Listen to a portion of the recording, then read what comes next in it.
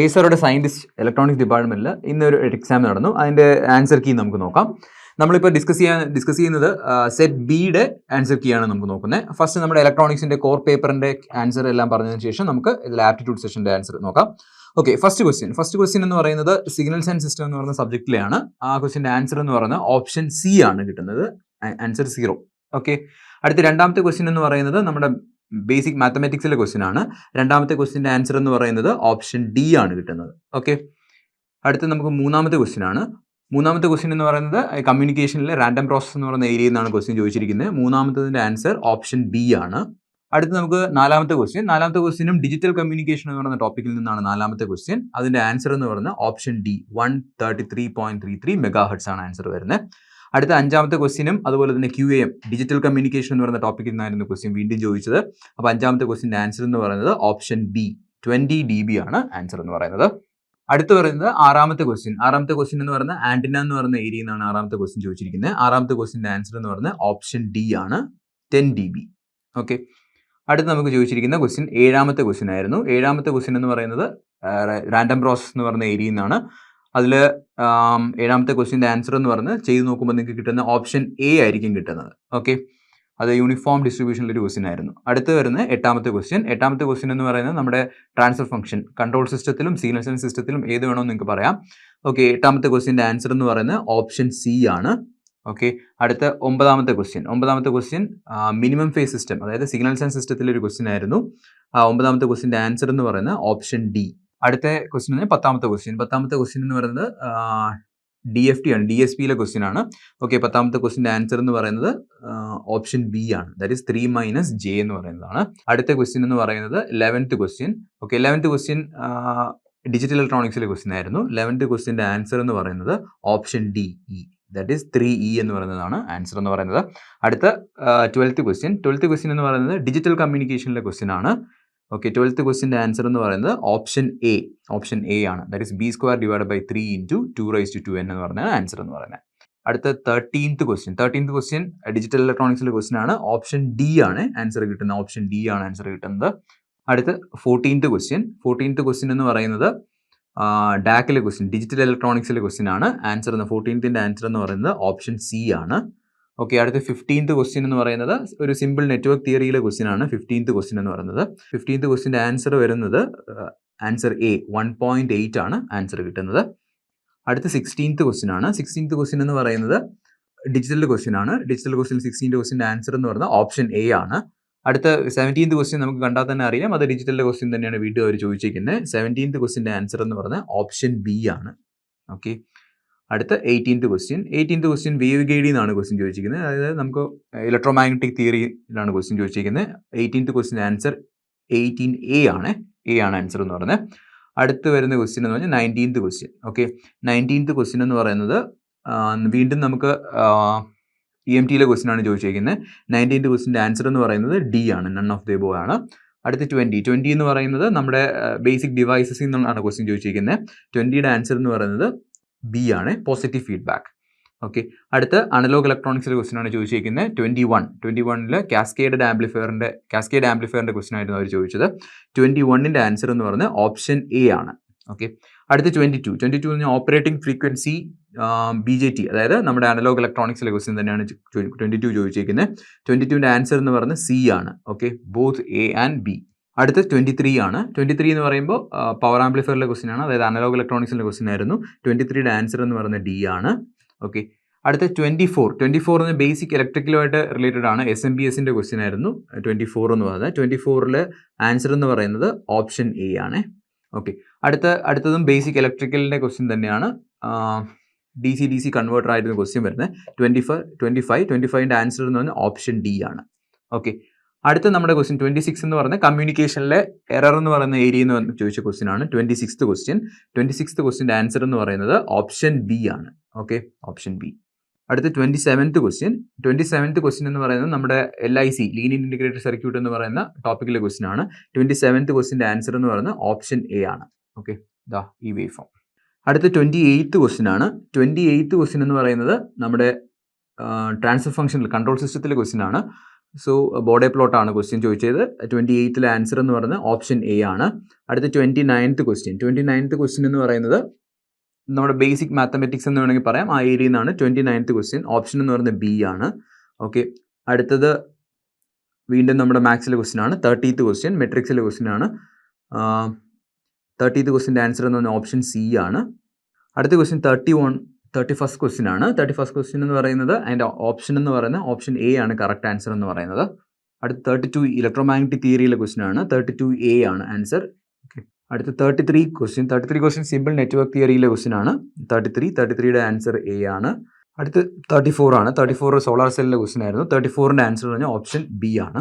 35 എന്ന് പറയുന്നത് തെർമിസ്റ്ററിലെ ക്വസ്റ്റ്യൻ ആയിരുന്നു. 35ൻ്റെ answer option B, negative temperature coefficient. അടുത്ത 36 ആണ്. 36 ചോപ്പറിലെ ക്വസ്റ്റ്യൻ ആയിരുന്നു. 36ൻ്റെ ആൻസർ പറഞ്ഞാൽ ഓപ്ഷൻ ബി ആണ്.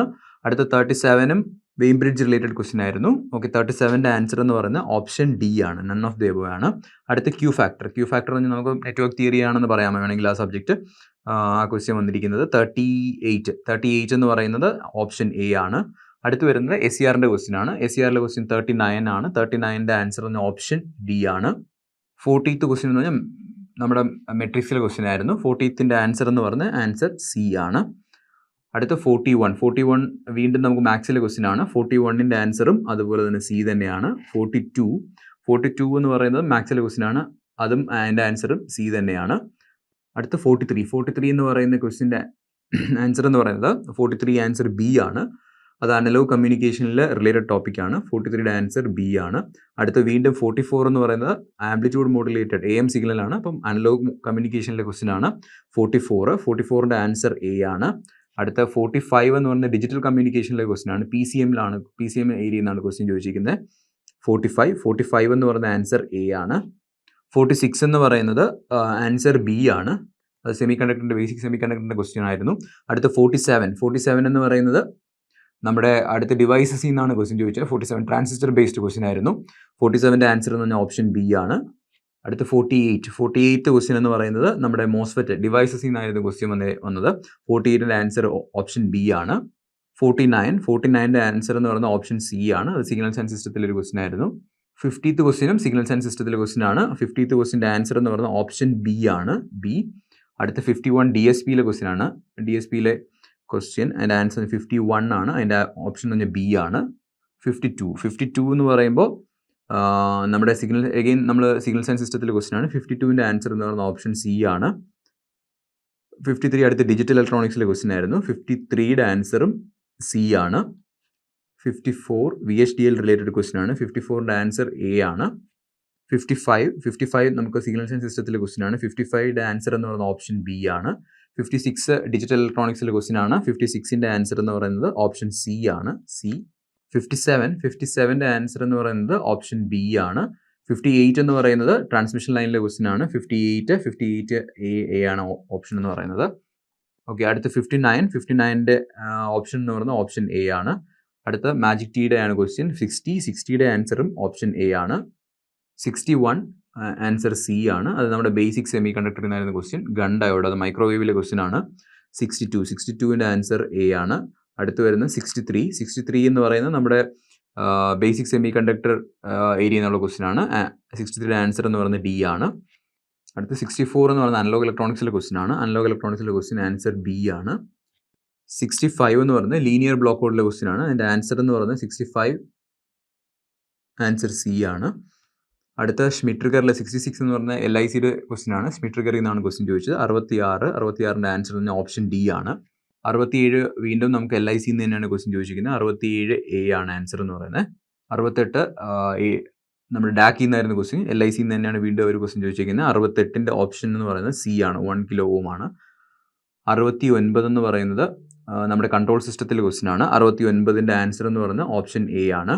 70 വീണ്ടും കൺട്രോൾ സിസ്റ്റത്തിൽ തന്നെയാണ് ക്വസ്റ്റ്യൻ. ഓപ്ഷൻ എന്ന് പറയുന്നത് സി ആണ്. 71 എന്ന് പറയുന്നത് കൺട്രോൾ സിസ്റ്റത്തിലെ ക്വസ്റ്റ്യൻ ആണ്. കൺട്രോളബിലിറ്റിയിലായിരുന്നു ക്വസ്റ്റ്യൻ. 71 option A.